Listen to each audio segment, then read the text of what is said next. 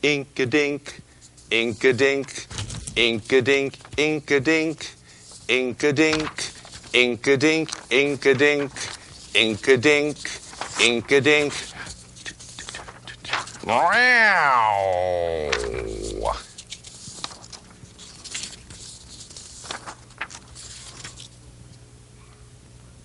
Meow. Meow. Meow.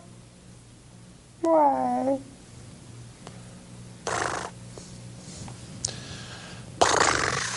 Meow.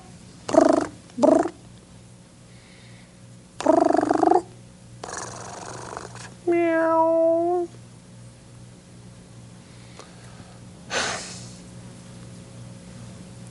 Oh.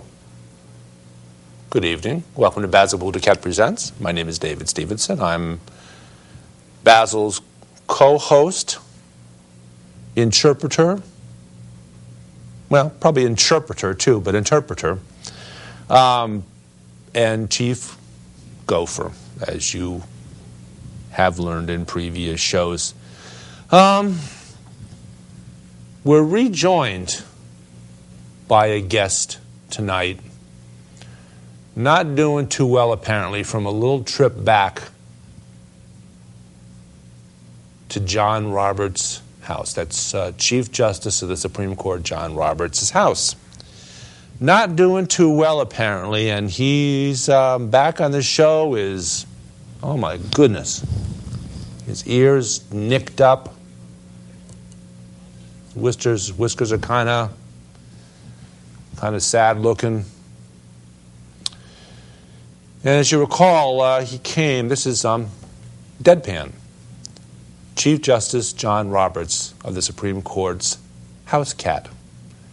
When we had him on explaining why John Roberts voted the way that he did on the Affordable Care Act, also known as Obamacare, he headed off to do some lectures the following week. Deadpan was able to get out, unbeknownst for a while to the little neighbor boy, Willie Culpepper, who was taking care of him. And he came up and visited us and gave us the scoop. Yes, the scoop on why Chief Justice John Roberts voted the way he did. I won't go into that at length right now, but that's, of course, you can find that perhaps in Basil's archives. Or you can contact us and ask Basil to rerun the show. What, Basil? Says he'd be willing to do that. He'd find a spot to air that again. He said it was pretty good. But alas, poor Deadpan, back on the show, pretty badly abused. Apparently, during the show, if you recall, we got a call in from Chief Justice John Roberts, who was pretty irate about the fact that Deadpan had come on our show, or any show for that matter, to talk about something which he thought was privileged and private. So Chief Justice John Roberts, let's say he flew off the handle at us and at Deadpan a little bit, and threatened, first of all, to come home from his vacation, from his trip, a day early. Second of all, to have Deadpan brought back in chains, in his cat carrier, in a gunny sack, hanging very loosely in the cargo hold of a jet airliner. And Deadpan, you're not dead, are you? No. He says he's telling Basil, I hear his voice, and he's telling Basil, and Basil's passing it along to me, that in fact, he's just flummoxed. Okay. He's just flummoxed that Chief Justice John Roberts would be so angry at him for giving him some, well, I wouldn't call it publicity of any kind, but for at least giving us a little insight into the workings of the Roberts household and into the workings of the Supreme Court, for that matter. Now, Deadpan, when you got back home, what awaited you? Who and what was waiting for you? Okay. He said he was brought into the house. Oh, Basil wants me to actually pass along in cat what Deadpan has to say for you cats that are watching, and then interpret it. Okay, let's go ahead and this is Deadpan's response in cat. Meow. Okay.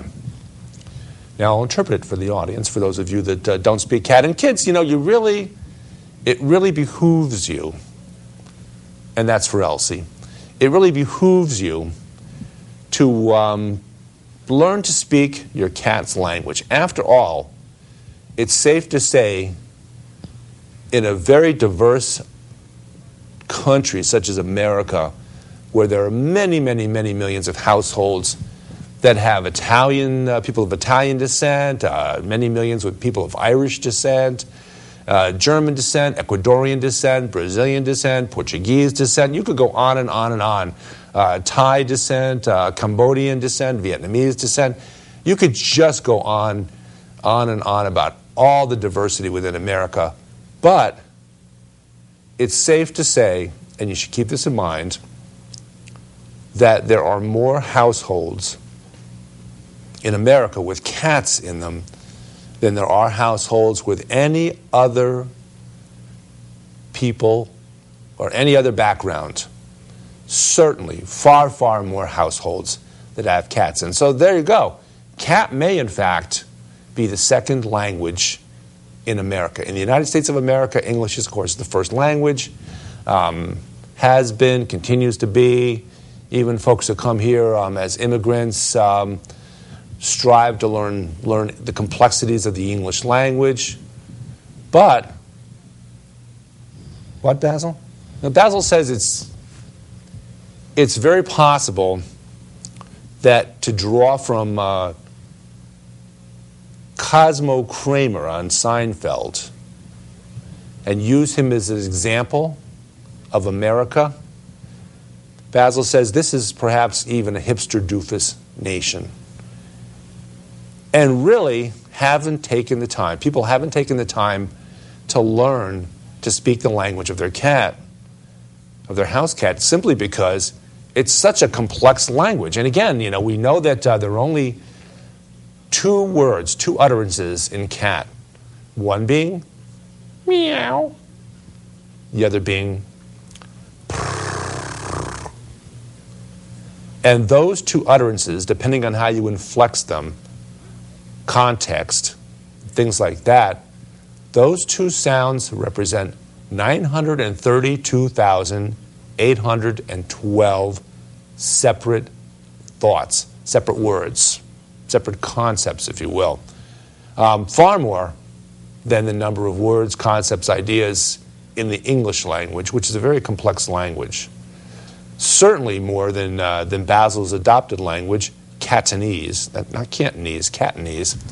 But at any rate, okay, let me go back and I'm going to, again, repeat what Deadpan had to say about what awaited him when he got back to the John Roberts household. Okay, he said, meow. Okay. Now I'll translate that in English for you folks out there that don't speak cat yet. When he got home, there was a pudgy little guy standing outside the door. Looked like he wanted to swing a billy club in Deadpan's direction. Says it was dark out, but he sees pretty well in the dark. And he thinks that might have been Antonin Scalia. Okay? He's pretty sure about that because he's met Supreme Court Justice Scalia. Okay? Okay, inside, he said, as soon as he got inside, there was a guy off to his left that just didn't say anything. He just stood there and glared at Deadpan. And he's pretty sure that that was Clarence Thomas, and he couldn't compare any sounds, of course, coming from Clarence Thomas. First of all, because no one has ever heard Clarence Thomas speak. No, they have. Yeah, he has. He has spoken from the bench in the Supreme Court, but not very often. Apparently, he's probably the quietest. He's known as Mum by his fellow justices. Okay. Now, he says that he was further untied from the chains, tied up by a ball of yarn, and really tied up tightly by that ball of yarn. It was a very, very cumbersome, very uncomfortable feeling. And suddenly from the other side, something clipped his ear. And apparently, look at that, his ear's a little bit on the raw side. It looks like it's been clipped by something. He says he thinks that was Sam Alito that clipped him. He's pretty sure. At that point, he was just frightened beyond belief. So at any rate, so he gets home and he's snarled at, mummed, clipped, and he's just frightened half to death. Then apparently, the rage of all the folks there turned away from him and toward Willie Culpepper, the little neighbor boy who was supposed to take care of him. What, Basil?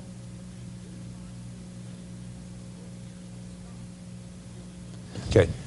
Basil says, and I'll quote him first and then translate.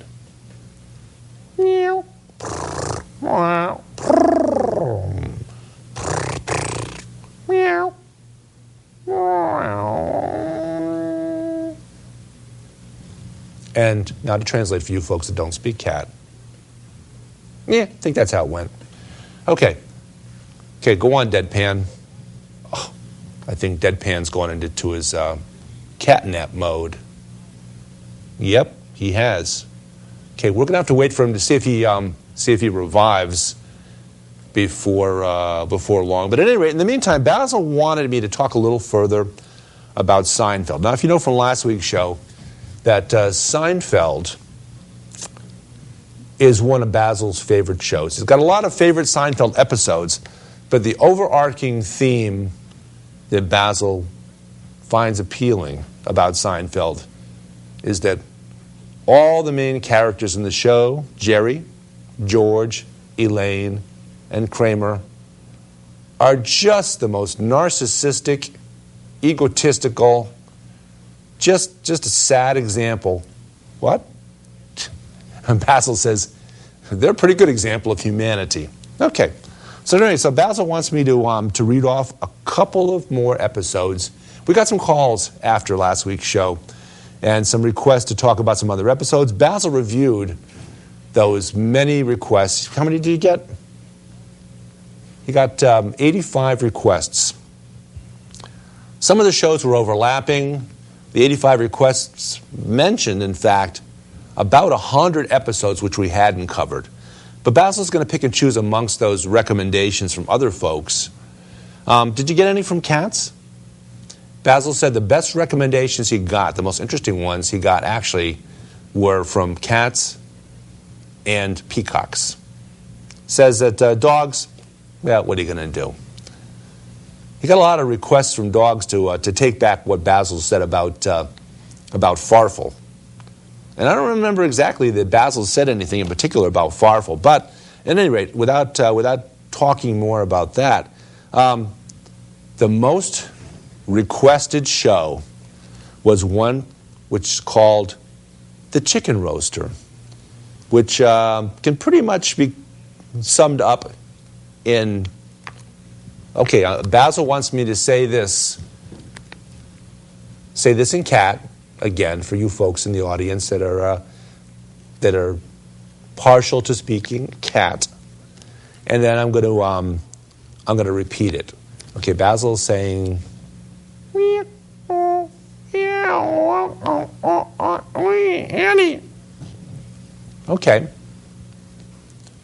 And that translates out as Kenny.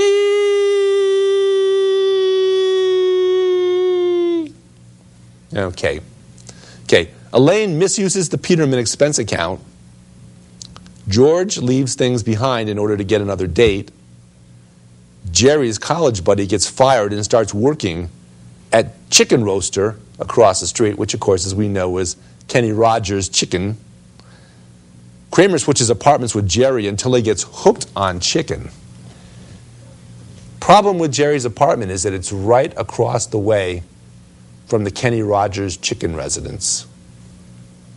restaurant.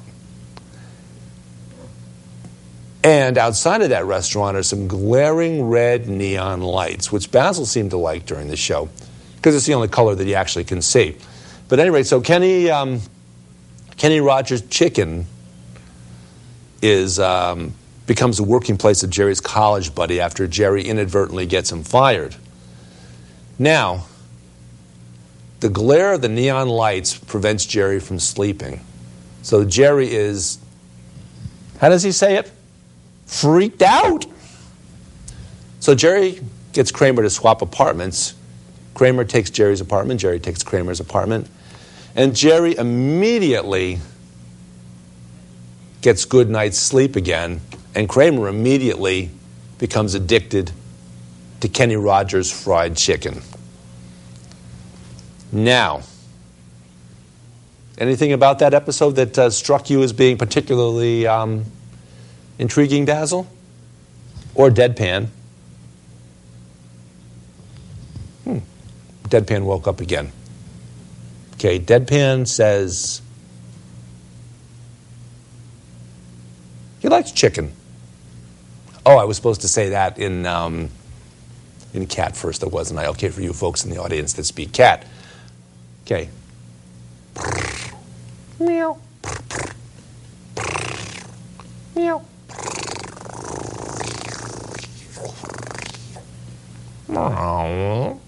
Okay. And again, that translates out to us, hey, I like cat. I like chicken. Okay. Okay. Any other episodes, Basil, that seem to make sense to you as far as good picks? Okay, Basil says, meow, meow.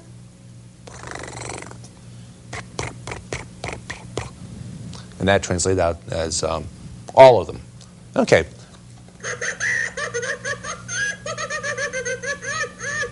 Okay, good call in. Good evening, Basil BuddhaCat Presents. Basil, it's Chief Justice John Roberts. Okay, Chief Justice Roberts. Yes, we've got Deadpan here again. Is there anything else you're concerned about him talking about? Okay, Justice Roberts says, all is forgiven. All is forgiven. Deadpan, he's quite convinced, he's quite angry about the fact of what you did, coming on the show and telling us why you voted the way you did on the Affordable Care Act, on Obamacare. But he says his rage has been released. He's relaxed again. He's comfortable. He understands that maybe he wasn't feeding you as well. Maybe you weren't happy with Willie Culpepper's care. Maybe you just don't love him as much as he thought you did. But, okay, he wants you to come home. He's sending a limousine out here for you. He's sending a limousine to bring you home. He says it should be outside the door in about an hour. Okay, he says that the limousine is being driven by a former governor from Massachusetts. And he thinks that perhaps the cat carrier that you're going to be in for your travels home, Deadpan, is stationed either hanging loose underneath the car, or if you're lucky, sitting on top of the car. Okay. He says the limousine driver is going to pop in pretty soon to let us know he's here. Say hi to What, Basil? Oh, my goodness. Basil's got a friend visiting.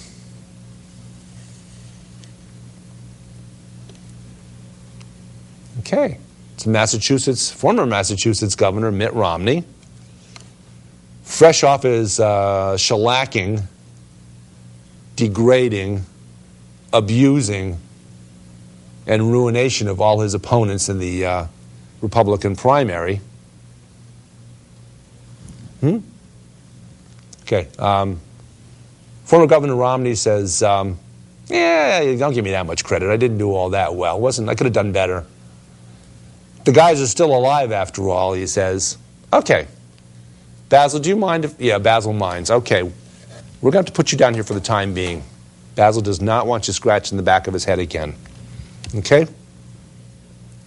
All righty. Okay, Chief Justice Roberts, we'll talk about this with Deadpan in privacy at the end of the shows, and then we'll discuss whether he wants to take you up on your offer to bring him back home.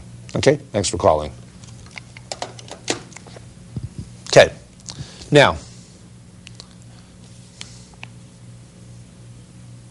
you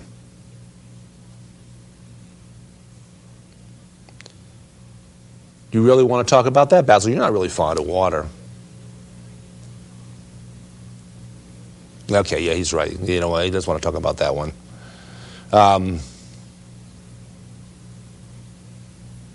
Okay, Basil's quite fond of music, so he wants me to note this one. Episode called The Maestro. Kramer sues the coffee shop because the cafe latte was too hot. That's from the previous episode. Elaine dates a man who insists on being called the Maestro. George thinks a security guard should be allowed to sit down. Jerry rents a house in Tuscany. Okay. Oh, Deadpan saying that that he, in fact, has been to Tuscany with Chief Justice John Roberts. He went there at the behest of Justice Sam Alito and Justice Antonin Scalia, both of them. They took John Roberts there for a little visit. They took Deadpan along with them, and he had a grand time. Now, Basil, anything in particular about this? Why did you mention the Maestro? Okay, Basil says, hold on. Okay, quoting first. Okay, now, Basil says he's quite fond of music. He's quite fond of the opera. He is quite fond of everything musical as long as it's clever. In fact, his tastes range from Berlioz, Beatles, Jimi Hendrix, yes. Okay. Yep. He says he could go on and on and on and on about that for hours. But at any rate, he's quite fond of music. Oh, did he forget the Mighty Five composers? The Mighty Five Russian composers? No, you did. The five Russian composers, and also the one that's not the Mighty Five, not part of the Mighty Five Russian composers, a fellow by the name of Tchaikovsky. Okay? Even with, okay, yeah, okay. Okay, next. What's on your list next?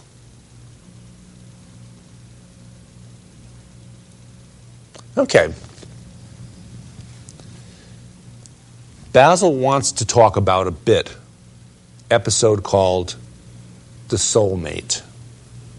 Here's the synopsis of it. Kramer likes Jerry's girlfriend and goes to Newman for advice. George thinks the Foundation suspects him of killing Susan, and Elaine doesn't want to have a baby. Now, what attracted you to that episode in your estimation, along with, of course, a lot of the folks that contacted you about it? Okay, Basil says one word. Pam. Okay, and with that, we're going to have to wrap up the episode, and we'll talk a little bit more about this, that, and the other with Deadpan. Hopefully, Deadpan will be feeling better. Hopefully, he won't leave us in the limo being driven by Mitt Romney, and he'll hang with us for a while.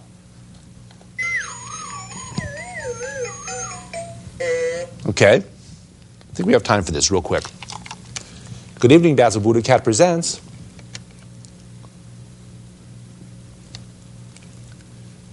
Okay, it's a garbled voice. And Tweety, could you check this one out? This is okay. Tweety says he's narrowing it down, but the caller in identifies himself as actually being Willie Culpepper. Willie says he still swears by the fact that Chief Justice John Roberts never spoke in front of Deadpan about the Affordable Care Act or his vote on it. Okay, and with that, Basil, Tweety, it's not him? Track it down and see who it is. Hold on. Okay, with that, we're going to have to wrap it up. This has been Basil BuddhaCat Presents. My name is David Stevenson. I'm Basil's co-host, interpreter, and chief gopher, Basil BuddhaCat, center slot, and a very bedraggled Deadpan. Thanks for joining us. Enjoy your day. Bye.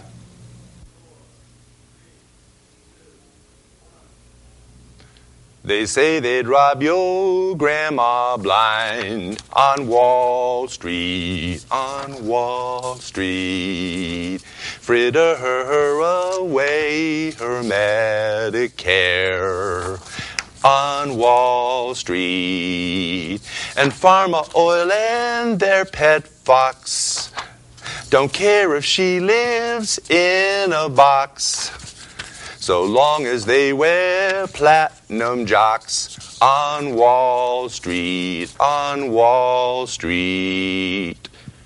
Meow.